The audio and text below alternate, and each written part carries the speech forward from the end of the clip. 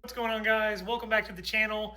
I finished cleaning and sanding, prepping, getting the wheels all taped up for paint in the last video. It was a very long and tedious process getting in there and sanding all the nooks and crannies on these wheels. So I am really stoked to finally lay down some paint on them. Stay tuned.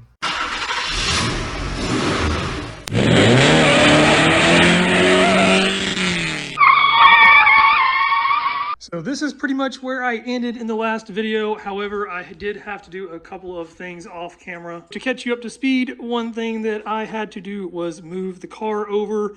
Yes, it was on jack stands. I already had the wheels all taped up, so I had to figure out a way to do it. How did I do it, you ask? Luckily, most of these Japanese cars have the same 5x114.3 setup, and I figured out that the wife's car also has the same lug pattern. The next problem that I ran into is the wheels would not clear the front Brembos. However, they would clear the rears, and they did fit. So I was able to get 2 of the CX-5 wheels on the back here, and then I used 2 jacks in the front with a friend, and he helped me push this thing. I did get some video of it, and so I will let you see that now.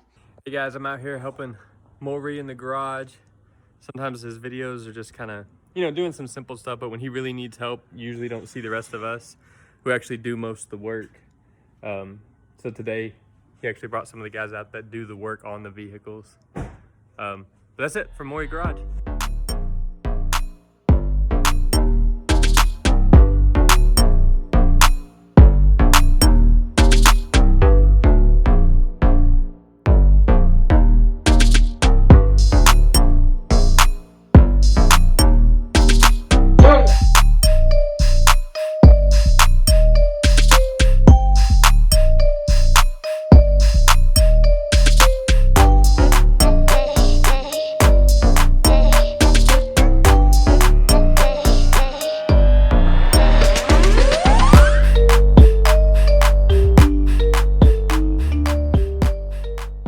I was a little nervous, but I did get nice little anchoring points with both of the jacks, and we were able to get it moved over. So very, very happy to have that done. The other thing that I did off camera, because I had so many issues with lighting on painting the front lip and the rear aprons back there, is I did add a third light up there. I did already have this outlet over here, so it worked out perfectly just running this over. When I have the garage closed down, it will have this light completely exposed, and it should help me out with being able to see that paint being laid on these wheels a little bit better. So the first thing that I need to do now before I get started on painting is I need to get everything taped off. So I'm gonna get the garage taped off like I usually do. I will be coming a little bit further back than what I did on the lip and the aprons, because I'll have to get all the way back here to get all 4 wheels at the same time. Then I'll be using the same tape and drape stuff that I'll be using on the walls and stuff to actually tape the car off too over there. I'll get everything taped off and masked off, and then I want to go ahead and get the air compressor set up. I've got a new regulator, a desiccant dryer, and then a new filter that I want to throw in line. I'm going to knock all of that out, and then I should be ready to get these things cleaned up and ready for primer.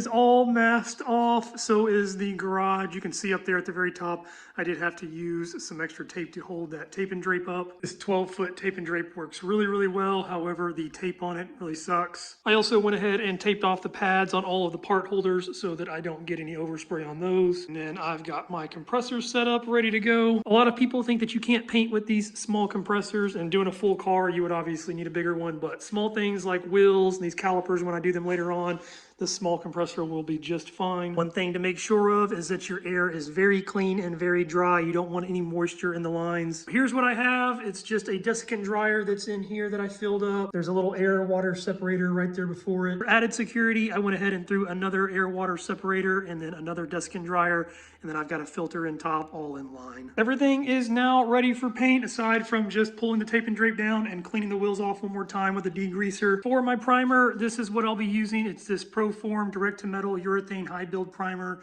And then here is the activator for it, and then the reducer. For the gun, I'll be using my Harbor Freight purple gun. I will not be using the cup that comes with it. I'm going to be using the Spectrum Universal Paint System. And I'll be using this Prep All as a cleaner and degreaser. So like I said, everything is ready to go. I'm going to go ahead and raise the garage door up a little and get the fan on. I'll go ahead and start pulling down the tape and drape, get these wheels cleaned up, and then we'll start laying on this primer.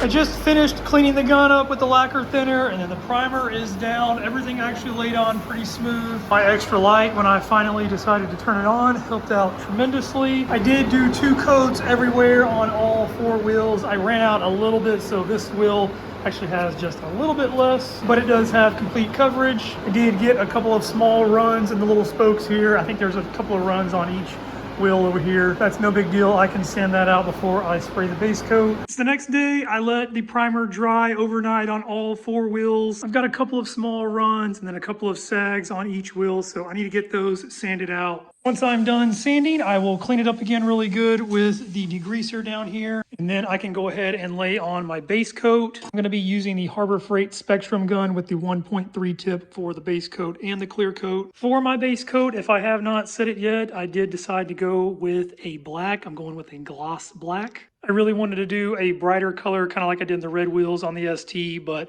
I keep seeing so many black wheels and it just looks so nice. It's this Matrix brand. It mixes 1-to-1 with reducer. I'll be using the same reducer that I used with the primer. They look really, really good. Not to mention, once I redo these calipers, just FYI, they will not be going back red. I'm gonna get started on sanding first. I'm gonna try to get all of these little runs and these little drips sanded out of here. And then once I do that, I'll get everything cleaned up really good, get this base coat mixed up, and get it sprayed.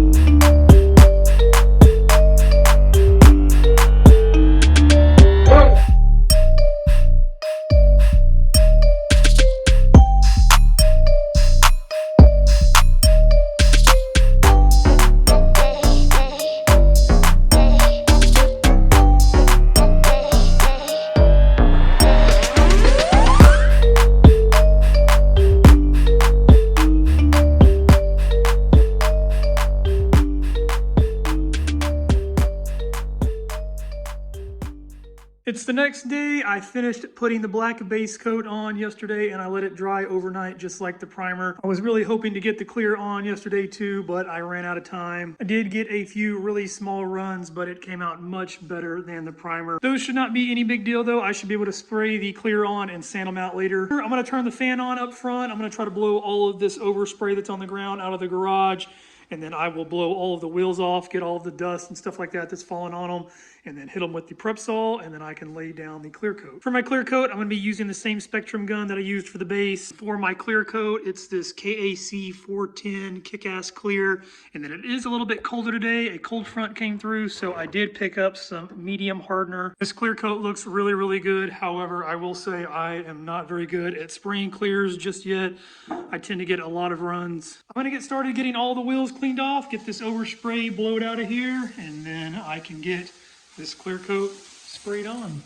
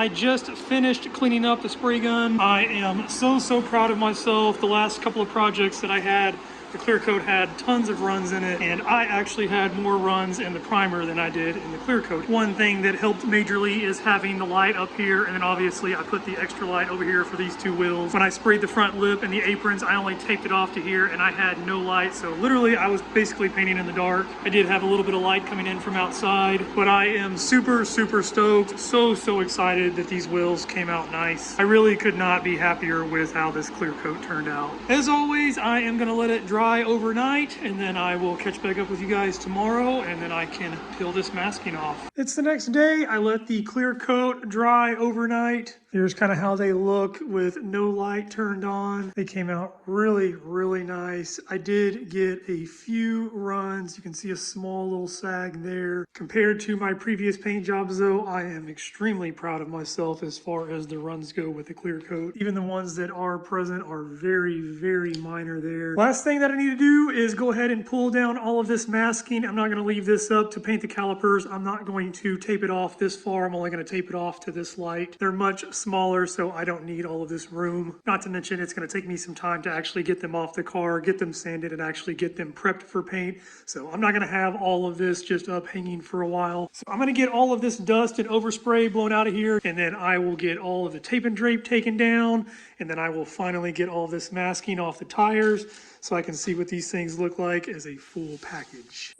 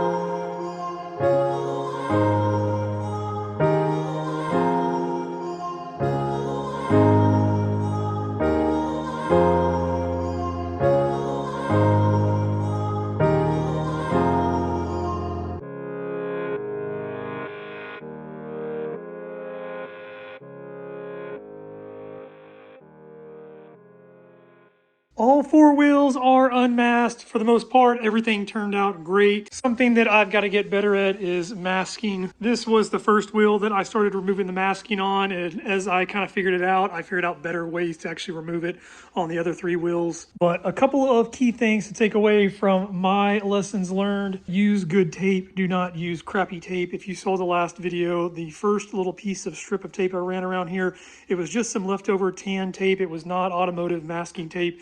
And you can kind of see it left this sticky residue. It really wasn't a problem on the other wheels, but when I first started trying to pull it up off of this one, I was trying to peel at an angle and it was getting all stuck down in there. So if you come around to the side here, you can see a couple of pieces that have been kind of chipped away at. I was trying to get the leftover tape down in there out with the knife. And then here's another one over here on this side that I kind of got. I did figure out a better way to do it on the other three wheels, and I did not have that problem. Usually they say to peel tape at like a 45-degree angle so that it makes a clean cut. But since this is actually going down into that crevice, the best way to do it is to lift every little piece of tape all the way up, all the way around, and then slowly start to work it in, and it will pick up all that tape and won't leave any behind. One good thing is the rest of the wheel came out great. It's just on the lip. I've got a few brushes left over from my scratches happened touch-up paint when I did the Wicked White on the trunk. So I can use that and just touch these little areas up. So I did not nick any of the other wheels. However, there was parts of the masking that the tape was kind of lifted up on.